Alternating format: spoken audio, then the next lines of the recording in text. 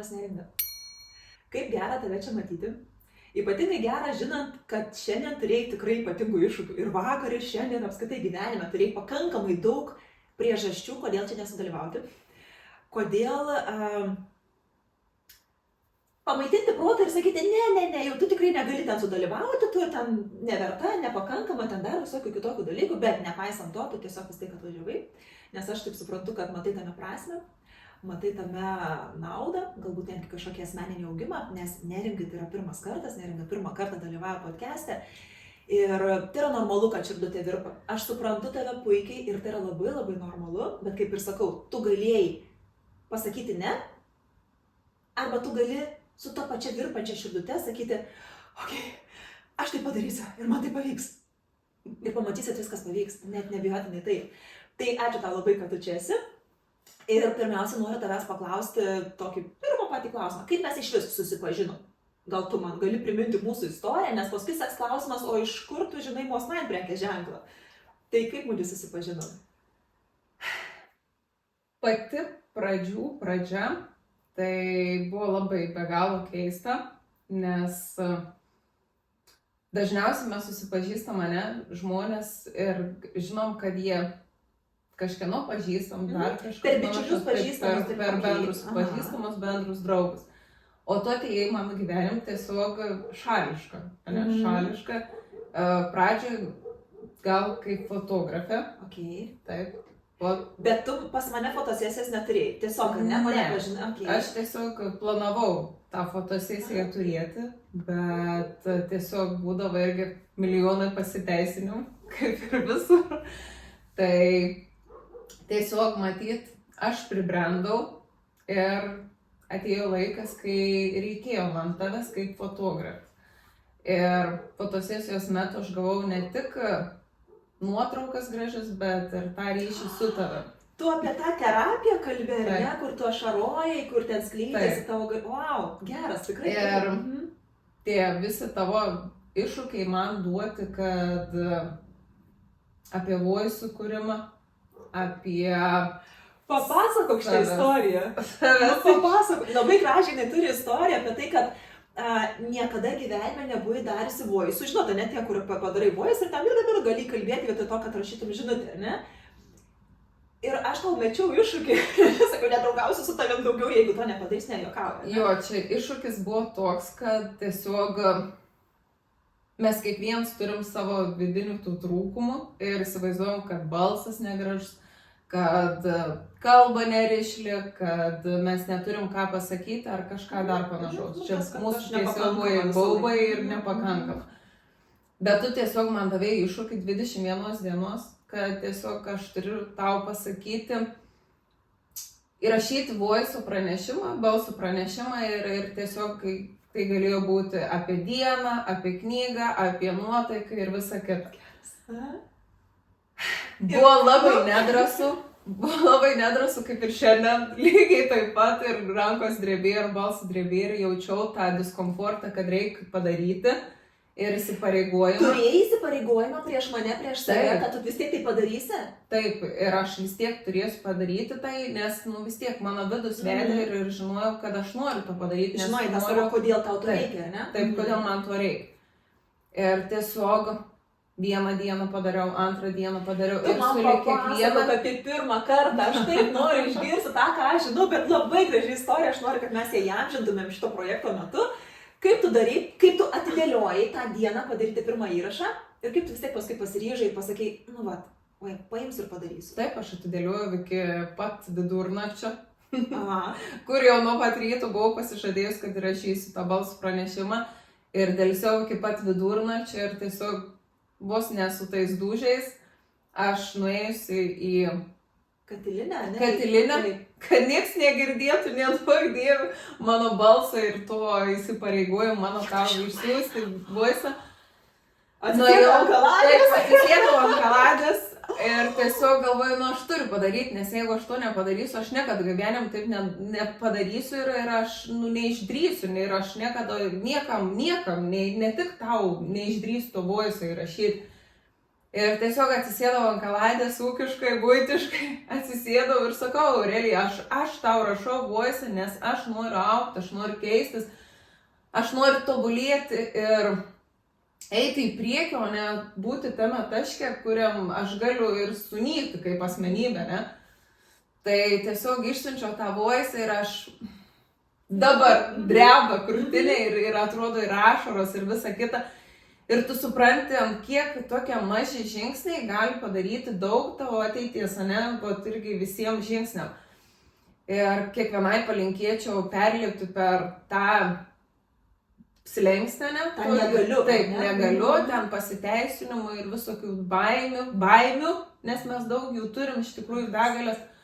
Ir perlipti per tą slenkstėlį ir padaryti tai, ko niekad nedarom. Okay. Ar tai reiškia, kad tai buvo tas lūžis, savęs priėmimas, kuris tau dabar tapo lengvu, kasdieniu malonumu netgi?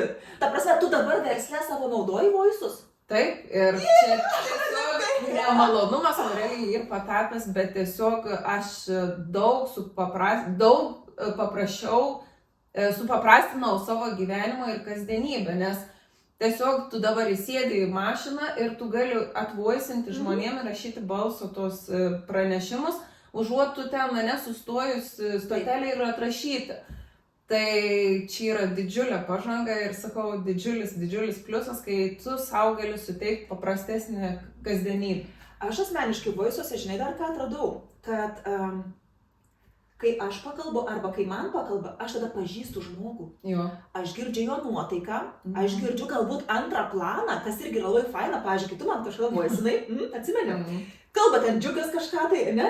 Ir aš kažką tą kalbėjau, ar ne? Sako Džiugas, aha, ta teta sakė kažką mums, ar ne, kažkokį naudingą dalyką. Ką tai reiškia, kad mes nuo savo vaikų neslepiam, kaip vyksta mūsų verslas. Kokias mes problemas iššūkius sprendžiam, ar ne, vat kaip mes bendraujam su kitais žmonėm, ne su jais, ar ne, ir tai yra pakankamai irgi faina mokykla, ar ne? Bet aš tai irgi, Aurelija, iš tavęs išmokau labai kaip didžiulę pamoką, kad mes neturim tų voice'ų klausytis, ten nuėjai į tualetą ar ten paslapčia ar toj katiliniai, kad turi girdėti ir mūsų vaikai, kuriuos mes ugdom ir auginam ir duodam, suteikiam netgi tokią smulkmeną, bet mes jiems suteikiam irgi žinių, ane? Kas vyksta aplinkui mus ir kuo mes gyvenam kasdien. Tai čia irgi dar vienas labai didelis plius ir sakau, čia tik tai vieni pliusai. O tavo aplinka priima tavo pokytį va šiuo klausimu? Jiems normalu, kad tu kai voicini, kad jie truputėlį privažintų galbūt garsą, kad ten, Žino gal kažkiek, nes aš esu toks taisyklės sukūrus. Bet kartais, gal kam ir rašau, tarkim, jeigu jau reikia tam susikaupimą vyresniam žmogui, nes mano auditorija, kaip mano klientai ir žmonės, su kuriais aš dirbu, yra įvairūs. Ir tiesiog, kad būtų aiškiau ir išliau, tai tada gal ir ten pasakai vieną kitą, kad tyliau ten dar kažką panašaus. Aš prisimenu, dabar tu man pasakoji ir man toks atvejis prieš porą dienų, kada aš irgi vedu konsultacijas, moterims. Ir aš jau seniai taip nerašiau, dabar tik tokia, pavyzdžiui, yra problema, kabutėse iššūkis, kad ten negali voicinti, kada tu turi suminkyti ir tai yra man labai nepatogu. Tai aš tada tokia atveju tik toko vartotoja, tas, kuris domisi, kviečiuosi į Facebooką, į Messengerį bendrauti, dėl to, kad yra daug paprasčiau, tada tu perduodi energiją ir visą kitą. Ir aš čia kažką tai dieną, prieš porą dienų einu iš paštomato su siuntinuku, žinai, pažasty, ir tuo pačiu konsultuoju, man ką, aš einu gatvėje ir konsultuoju, kad taupyti laiką. Ir ką tu savo galvoji, tuomet buvo pasnigę, mano chebrytė, Darius su Arijum, čia už tvoros prisidarė gniūščių, aš einu gatvę konsultuoju, o jie į mane gniūštės. Įsivaizduoji, koks iššūkis, ne? Ir aš noriu, kad mane pataikytų, ne, toliau vis tiek. Nes negali nutraukti. Taip, nes tu paskui turėsi dar kartą apie tą patį kalbėti. Tai aš nežinau, kad ta mergaitė moteris, jeigu dabar girdėsi, tai man papasako, kaip tu sureagavai į tai, kad ten aš kažkaip, tai žinai. Bet čia yra nesuvaidinta, Aurelija. Taip. Tas ir yra, kai tu sakai, tada gauni galimybę pažinti tą žmogų ir kuo jisai gyvena, kokia jo ta diena, rutina. Nes iš tikrųjų, kai, pavyzdžiui, irgi, kai tu rašai žinutę, tu nejauti žmogaus visiškai. Dar per tą voice, irgi, tu gali pajausti žmogą, ne? Tas pats kaip artimų, tuo fiziniu kontaktu, bet, ir tokie skirtingi dalykai. Tai ačiū tau, tai yra tu padėkoti turi pati savo, kad tada išdrįsai, Jo. priėmėjai tą, kas buvo nepatogu, bet gerokai praplėtai ir palengvinai savo darbą. Nu gerai. Tai iš principo tu buvai jau pakankamai ilgą laiką mano gyvenime, kol aš pradėjau kurti ekologišką prekės ženklą Mosnai, ar ne? Ir tu buvai netgi tuo metu, kada jis gimė. Ir tau taip pat buvo labai smalsu išbandyti. Ir papasakok kokią nors dar istoriją, kas vyko tada tavo gyvenime, kad va, tu sakai, va dabar man yra tinkamiausias metas išbandyti. Ir koks tai buvo galbūt produktas, gal tu turi kažkokį savo mylimiausią produktą, kuris tau kokį nors gerą, pavyzdžiui, darbą padarė. Gal tas momentas buvo tada, kai aš nusprendžiau iš tamsių plaukų pereiti į šviesius plaukus. Ir tiesiog matyt, gal ir kirpėjos kaltė, nekaltinu ir neieškau ten kaltų, bet esmė tame, kad labai buvo drastiškai pasielgti su mano tais plaukais ir matyt norims labai greitas rezultatas. Bet tu šviesniais rogelėm? Taip, aš ne tik su rogeliu, man ten su miltukais visą galvą, ten, žodžiu, jėmė, aš ten nežinau ten tų visų procesų, bet esmė tam labai buvo drastiškas perėjimas į šviesą spalvą ir tiesiog buvo netgi toks momentas, kai aš buvau geltona. Iš juodos ir ten per 3 ar 4 dažymus aš tokį rezultatą turėjau. Ir tiesiog, nereik norėti tas plaukus, taip ir... Ir tiesiog tada vėl užspalvinus tos plaukus, aš sakau užspalvinus, tiesiog vėl to vieną spalvą ir tamsesnį, nes galvoju, čia nieko nesigaus taip greitai, man jie pradėjo trupėti. Ir trupėti ir tiesiog ne tik galiukai man trupėti, bet man iš pusės galvos ir žodžiu, ir čia, pakaušti ir tikrai buvo tragedija ir buvau užsigandus. Nes galvoju, tai man čia kol netauks, tai bus wow. Ir galvoju, aš turiu juos primaitinti, aš turiu juos padrėkinti, turiu atstatyti ir visą kitą, kad jie man nenutrupėtų, kad nepalikčiau be plaukų. Ir tiesiog tavo pagalba, vat irgi tu man parinkai kaukės, aliejus ir visą kitą ir tiesiog pradėjus naudoti vos ne kiekvieną plovimą, aš pajutau, kad man tie plaukai nebe trūkiniai ir nebematai vonioje ten nutrūkusių galiukų ar dar kažką panašaus. Aišku, ten kas trupėjo, ištrupėjo, bet esmė tam jau tie, kurie atauginėja, jie buvo jau sveikesni, sodresni ir viskas struktūra kitoj. Aš tai žinai, ką prisimenu, kai tu nuotrauką sudėjai iš savo mašinos, kai tu po dažymą, tokia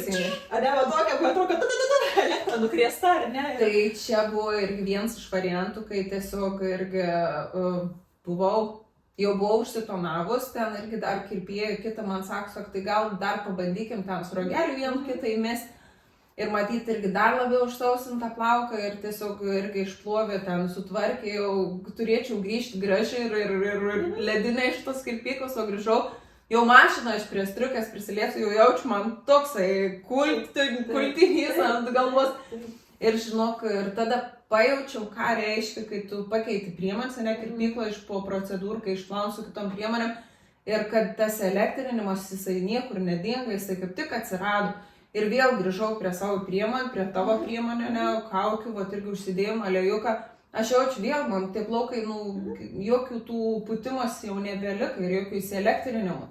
Ir tiesiog tiek vasarą, tiek apvalius metus aš neturiu šitos problemos ir čia ir labai didelis. Nes šiaip tai taip, kad dažymas ir apskritai, tarkim, visos priemonės jos sausina plauką ir tas putimas, įsielektrinimas vyksta dėl to, kad plaukas sausas. O kaukė tai yra pagrindinis maistas, kuris primaitina, duoda svorio ir dar aišku tiesumo efektą, jeigu ten noris ir taip. Taip, aš vis gyvenime iš tikrųjų turėjau tą problemą su tais plaukais, ne tik su elektrinimas, bet ir, pavyzdžiui, esu pūstesnio plauko ta savininkė. Ir tiesiog, kai dar pasausina, tai iš vis man jisai toksai kaip šiaudinis ir tikrai buvo sunku su juo susitvarkyti. Tai tavo priemonės čia vienintelė išeitis buvo, kad tiesiog ir tiesintuvo nebereik. Rimtai? Taip, nes dabar galvoju, buvau pasitrumpinus prieš gegužės mėnesį, gal plaukus. Tai nuo gegužės mėnesio iki pat dabar gal esu išsitraukus tiesintuvą 3 maksimum kartus ir tiesiog ten, ir tai ne visus plaukus pasitiesinti, bet tiesiog, kad, tvarkingiau atrodo. Taip, ten vieną kitą srogelį vien dėl to įvažią rezultatą. Koks yra tavo pats mėgstamiausias produktas iš mūsų, kurį galėtum taip naktį pažadinti, sakyti, šitą tikrai rekomenduoju? Milkshake kaukė. Okay. Numeris 1, nes jinai man tai ir tą tokį tiesumą duot, kad nereikėtų to tiesintuvą ir tiesiog ir to papūtimą jausmą, nes aš mėgstu labiau suglostyti, kad nebūtų jie pasišiauš. Tai va irgi to pilnumo jausmą. Ir kvaps, tai aš jau nebekalbu apie kvapą, sakau, kaip rašiau, kad gali lyštelti, kad rodos jaučiai, tai jau ten tiek betrūka. Tai va, ir po to irgi, nežinau, tą oranžinį, irgi tau kiek maitinamoji. Taip, maitinamoji stebinančioji. Tai aš jas pamaišau, vieną kartą su vienu, kitą kartą su kitu. Ir trečias produktas mano mylimuks, tai yra sausas plaukų aliejus. Kada tu jį naudoji, pavyzdžiui, kada jis tau geriausiai gelbėja? Po kiekvieno išsiplovimo ir aš tiesiog... Nes tai yra apsauga nuo karščio. Taip, nuo karščio, džiovintus, kad nepažeis plaukų, kad neišsauso. Taip, tai va. Tu išmintingai esi, labai ačiū tau. Taip. Okei. Nu gerai, tai kitas klausimas. Ar užtenka nusipirkti tik tai gerą kaukę iš Bacevičienės ir jau plaukai spindės, žvilgės ir ten bus wow, tiesus ir taip toliau? Ar visgi ta išorė tik tai dalis to grožio ir to sveikatos plauko? Kaip tu pati galvoji? Šitai tų visų dalykų tikrai reikia ir aš, matai, ir kreipiausi tave, jeigu nebūčiau sąmoninga ir sakyčiau, kad nereikia, tai nemanau, kad, kaip čia dabar, ne taip, ne, nu žodžiu, viskas tas ir gerai. Išorė, taip, labai reikia, nes ir, va, pažiūrėjau, aš suprantu, kad irgi ir sveika ten, kai sako, ne, pabaigiant galvą reikia ten su šaltu vandeniu biškį duoti streso, ne, bet tiem plaukikam ir galvos odai, kad suskatinti, kraujotaką ir visa kita. Ir, vat, pavyzdžiui, mažiau tų visų tiesintuvų, nes, nu, čia ir sąmoningai tu darai ir elgiesi su savo kūnu, su savo plaukais ir visa kita. Bet reikia sąmoningai mylėti ir save iš vidaus, ne? Ką turi minty konkrečiai, pavyzdžiui, jeigu apie plaukus kalbu? Aš tai turiu pirmiausiai minty, tai jausti savo kūną. Ir girdėti. Taip, girdėti savo kūną ir jausti, ką jisai tau signalizuoja ir kokius signalus siunčia.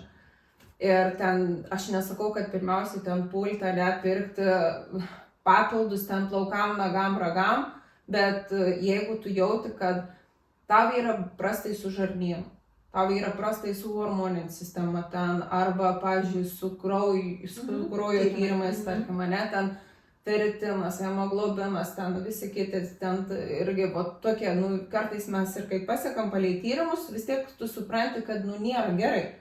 Maža kraujys labai įtakoja irgi plaukų slinkimą ir plaukų būklę. Nes, va, pavyzdžiui, irgi dažniausiai, kai nėštumo metu irgi moteriams po gimdymą, ne, kad irgi labai daug problemų turi moteris su tais plaukų slinkimais. Tai tiesiog, nu, kas iššaukia, tai va, dažniausiai nėštumo metu pakrenta hemoglobins, feritinas sumažėja lygis ir tiesiog tavo kūnas, nu, nebeprimaitin to plaukai, nes palei visą fiziologiją, tai va, pavyzdžiui, plaukai, oda ir nagai yra paskutiniai organai, kuriuos dar lieka kažko. Taip, kažko lieka ir ten neša paskutinę vietą organizmas pats. Nes pirmiausiai aprūpin visus kitus vidaus organus svarbesnius, kurie yra svarbesni. Tai aš manau, kad mes turim sekti savo organizmą, kuo mes jį turim papildyti. Ir dažniausiai irgi hormoninė sistema moterims skydliaukė irgi ten, tarkim, kaip irgi iš mano patirties, tai va, pavyzdžiui, moteris net neturi turėti skausmingų mėnesinių, tai čia vienas iš ženklų, kad jau tau ir su hormoninė sistema. Tai čia plaukai yra tik tai maža dalelė, kuri parodo, kad tau čia jau yra kažkas negerai.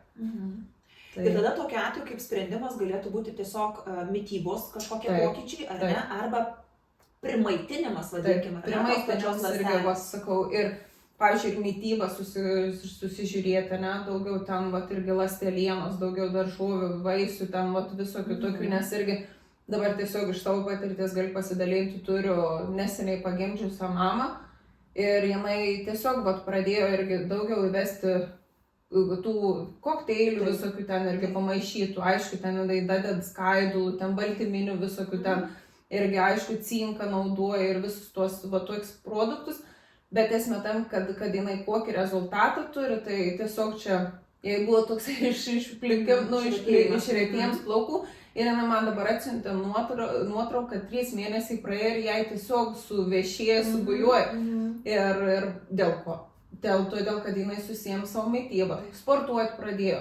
o fizinis aktyvumas tai automatiškai pagerina mūsų kraujotaką, mūsų visą aprūpinimą organizmą ir Kaip tu man patinki, žinau. labai geri dalykai. Labai geri dalykai. Aš žinok, irgi labai džiaugiuosi, kad vėl įsimylėjau sportą. Jo. Ir ypatingai tada, kada, nu, va, toks jautiesi kažkoks, nu, be energijos, nu, va, kažkoks. Tai vis tiek reikia, va, kaip tavo iššūkiai buvo, ne, kad, ai, gal nevažiuok, nedaryk ir taip toliau. Tai man sportas irgi kitą kartą būna taip, kad, nu, va, tu nenori, bet kai tu nuvarai tą salę, arba, va, išeini į pušyną, pasivažiuok, viskas, organizmas užsikūrė. Va, atrodo, kad, va, tada tu pasijauti, kad tikrai aš esu gyvas, ar ne, ir tada esu... Sakai, organizmas užsikūrė. Tai kai užsikūrė organizmas, užsikūrė ir plaukai.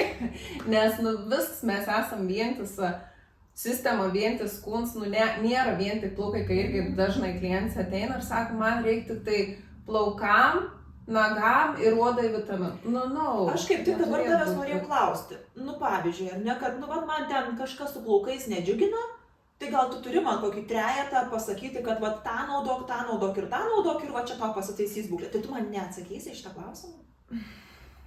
Kad reikia vis tiek sistemą kažkokią naudoti arba kažkokį miksą, nu, va.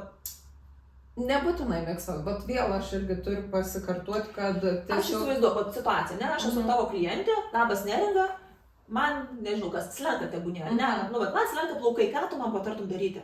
Kokius vitaminus gerti? Pirmiausiai būtų mano klausimai, kad, vat, kaip tavo kraujo tyrimai? Okay. Nu, aš niekada nesiūlau pirmiausiai produktą, jeigu neišsiaiškinu, ten, tarkim, netgi ir paklausiu, žinau, Aurelija, kaip tu tuštinies. Okay. Tai yra svarbu. Taip, nes tada... Ne ką valgau, o kaip? Taip, kaip, nes tu įsivaizduoji, labai daug žmonių dabar turi irgi su tuštinimas problemų, tai čia vienas iš rodiklių ir kad žarnyne ir netvarka. Tai žarnyne netvarka. Kokia yra norma, kad viskas vyktų taip, kaip turi vykti? Turi kartais, pavyzdžiui, 2 kartus per dieną, ten 1 kartą per dieną, ar ką tu turi mąstyti? Mes 1 kartą per dieną, šiaip viskas ir profilaktiškai, tai iš ryto. Bet aišku, ten normalai ir kai tu vieną kartą, nu ten ar po pietų ar vakar.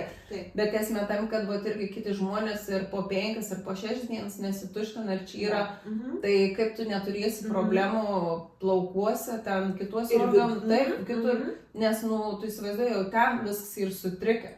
Ir nuodai, ar ne? Taip, ir tu čia, sakau, pirmiausiai, vat, kai irgi juokės man klientai, sakė, netgi daktaras kartais tokių klausimų nepaklaus, kaip, vat, irgi, kad mes irgi, vat, esam suinteresuoti klausti, vat, tokių dalykų, nes labai surišta ir su mūsų organizmu. Tai, vat, toksai dalyks, po to sakau, vat, krauja irgi, nes dažniausiai, kad irgi, vat, man maža kraujys, arba ten trūkums hemoglobino ir visa kita. Ir vat, tuos 2 dažniausiai aš vat, paklausiu iš pirmųjų klausimų ir tik tada jau koncentruojamės irgi vat, į produktus. Ir apie tą išorinį tada, ar ne? Taip, nes irgi, pavyzdžiui, kitam ir netgi elementariausias cinko papildymams būna stebuklas ir tiesiog labai greitai viskas atsistato. Bet jeigu jau ten ir su maža kraujystė, tai tiesiog cinko jau nebeužtenka, jau tada tu turi stiprinti kraują, tada tu turi jau irgi savo papildyti tais kitais produktais ir tada turėsi rezultatą. Okay. Kiek tu laiko darai savo verslą? 3,5 metų. Pakankamai ilgai, nes kalbi tikrai labai kompetentingai ir aš tikrai labai norėčiau ateiti pas tokią specialistą, kad manęs paklaustų, o kaip tu ten darai tą ar tą, žinai? Jo. 3,5 metų yra pakankamai, kad tu pajaustum skonį savo verslo turėjime. Aš taip, aš tavim labai didžiuojuosi, kad tu niekam nedirbi. Sorry visiems darbdaviams, kurie netekę yra šios labai ambicingos, labai veiklios, labai siekiančios tikslų ir norinčios praplėsti savo galimybių ribas. Nes aš tiesą sakant, tai tikrai žinau, kad kai žmogus dirba pats savo, jisai daug greičiau realizuoja savo potencialą. Bet dirbti savo irgi yra pakankamas iššūkis, teisingai. Taip kaip mes prieš eterį kalbėjom apie tai, ar ne? Tai tu ar gali pasidalinti, pavyzdžiui, kokiais nors, nežinau, 3 už ir 3 prieš, kodėl verta arba neverta dirbti savo, ar ne? Turėti savo verslą. Nu, 3 už, tarkim, kas tavo versle, nu, labiausiai faina? 3 už, tai visų pirmiausiai tos gautos istorijos ir patirtis žmonių, ne? Ir kaip pasakysiu, tas žmonių pasitikėjimus irgi, vat, kai tave kreipiasi ir kai tu gauni tą tokį, kad tu gali padėti, ne, va, tas labiausiai, mane tai tas labiausiai veža. Nu gerai, bet tu gali padėti dirbdama ir, pavyzdžiui, savivaldybei. Nu va dar, man duok kažką dar, kodėl tau faina turėti savo verslą. Tu esi tas žmogus, viskas okei, tu esi tas žmogus, kuriam patinka, kai tau kažkas bizūnėliu sako, ką daryti. Ne. Tai tave džiugina laisvė? Taip. Ir galimybė pačiai pasirinkti? Laisvė kurti. Aha. Laisvė daryti ir laisvė daryti taip, kaip aš noriu. Kaip aš rytą atsikėliau ir kaip aš noriu daryti ir man nieks negali pavadovauti. Nu, turiu ten mažų basiukų. Mažų basiukų turiu, bet esmė tam, kad laisvė kurti. Ir va ta kūryba, kai tu gali pati savo, ne, sudaryti planą, kaip tu eisi per šiandieną, su kokiais žmonėm tu susitiksi ir su kuo tu gersi arbatą, ne, ar ten dar kažką panašaus. Patinka tau tai? Taip. Nes aš aš dievinu tą laisvę, kaip pati galiu būti savo gyvenimo. Ir tau ten nieks nenurodo, ne, kad šiandien ateis Onutė ir jinai bus pikta ir sakys tau ten savo pagiežą.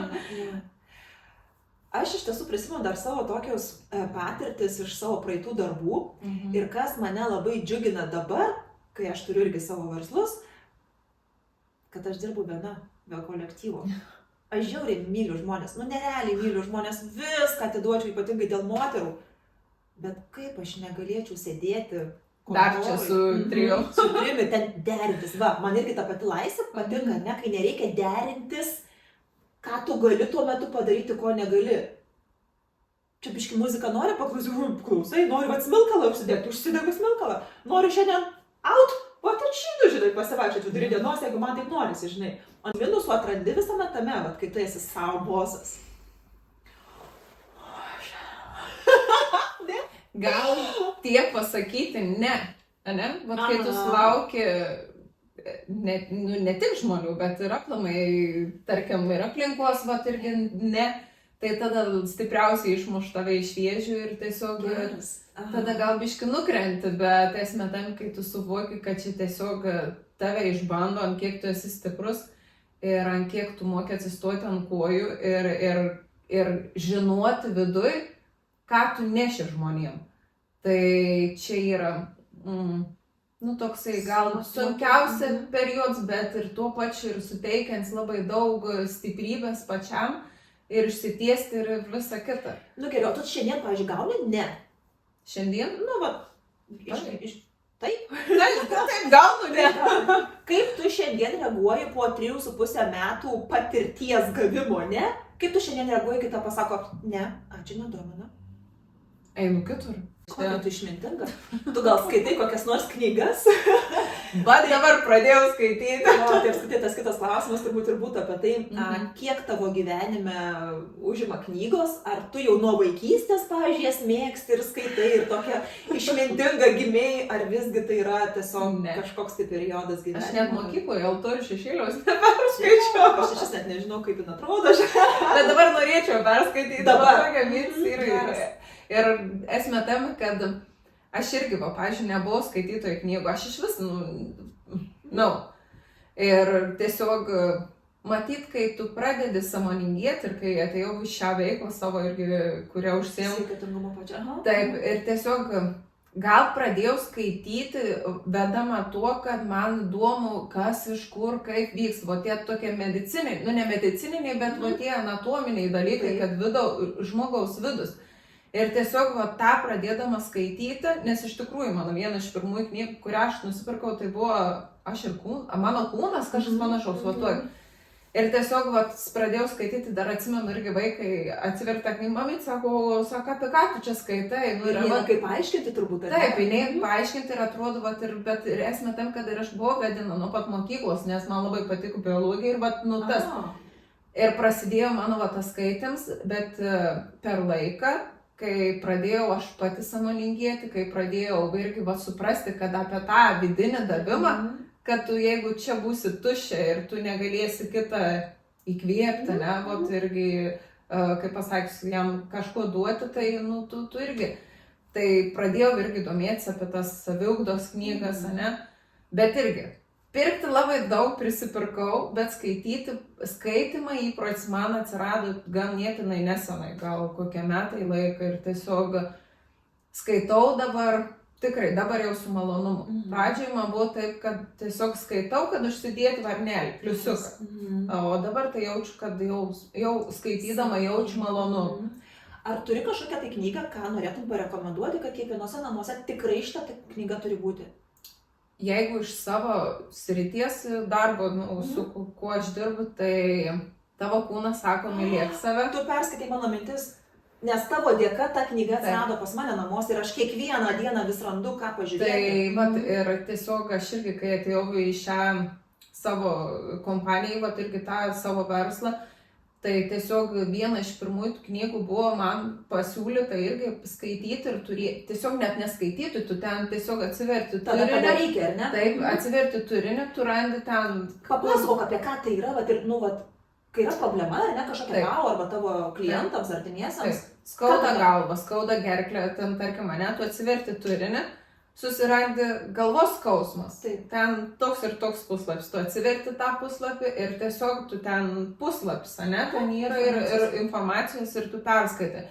Ir ten nėra parašyti, kada ne kokie yra simptomai parašyti, vat simptomai kokie ten dar kažkas, bet ir yra emocinis ir mentalinis lygmuo parašyts, iš kur tas skausmas kyla iš tavo vidaus.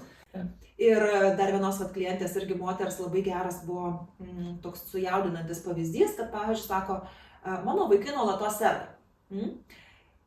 Ir aš visą laiką, vėl, kad tik nesusirtų, ten kuriuriuoju vitaminų per kur, kad tik nesusirtų ir taip toliau. Ir paskui, kai jai atėjo suvokimas, būtent knygos dėka, kad vaikai serga tada, kai serga mama.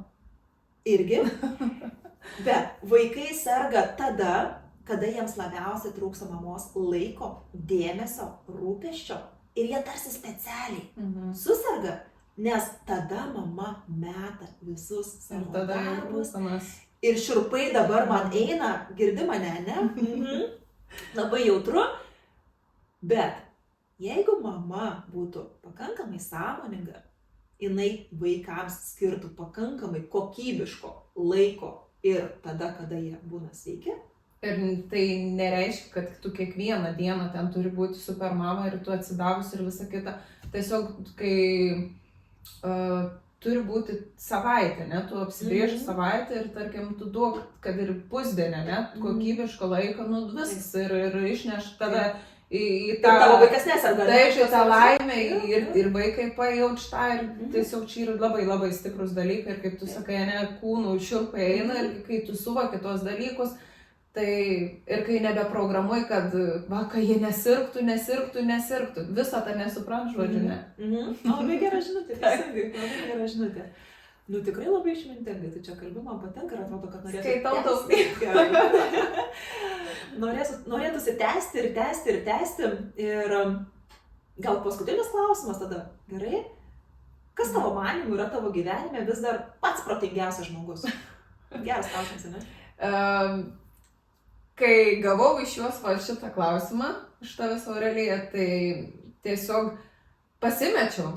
Galvoju, man reikia patikslinimo tuo klausimu. Ką tu turi omeny, kuris ta prasme. Galvoju, man reikia patikslinimo. Bet tiesiog, irgi ir šį rytą atsikėlus, galvoju, ta prasme, kaip supras, kas protingiausia, tai aš esu protingiausia, irgi. Nes jeigu tu save pastatysi ten kažkurią ten mane kelintą vietą, tai tu ir būsi, tai save nužemins. Bet jeigu tu pastatysi save į tą pirmą vietą, ne, bet aš nesakau, kad aš čia esu pati tobuliausia ir visa kita. Tu pati savo jau taip, aš pati savo, bet esmė tame, kad aš suvokiau ir šiandien ir taip kažkaip persvačiau, kad, aš turiu aplinkui labai daug protingų žmonių ir tie žmonės man ir padeda būti ta protingiausia, ne? Nes kai man skauda, kai man blogai, kai man sunku ir visa kita, aš žinau, kur kreiptis, aš žinau, kur remtis ir aš žinau, kur gauti to protingą patarimą, kad aš vėl grįžčiau tą savo protingumą, ne? Ir tiesiog, kai tu atsirenki tuos visus žmonės ir tu supranti, kad nei jis, nei ji, nei dar kažkas yra protingi, mes visi esam protingi ir mes tiesiog tik tam tikrai situacijai atėjus, tu tada gauni tą protingą mintį, protingą žodį, tą atramą ir gal taip. Gerai. Paklausime jos dar kokį nors nerepetuotų klausimą. Gerai? Klausyk, mieloji mano. Važiuoju. Dabar pradėsim normaliai. Žodžiu, taip kaip mes mokam ir gemam, nejokauju. Aš nenoriu su tavim baigti pokalbį, supranti, man čia taip gerai, mes iš pirmo dublio viską varom, tu jauti tą Aš energiją. pradžiai taip jaudinaus, bet dabar jaučiu, ir man kyla. Tu gyventum pati su savimi? Taip. Yeah. Gerai. Kitas koks nors įdomus klausimas, gerai?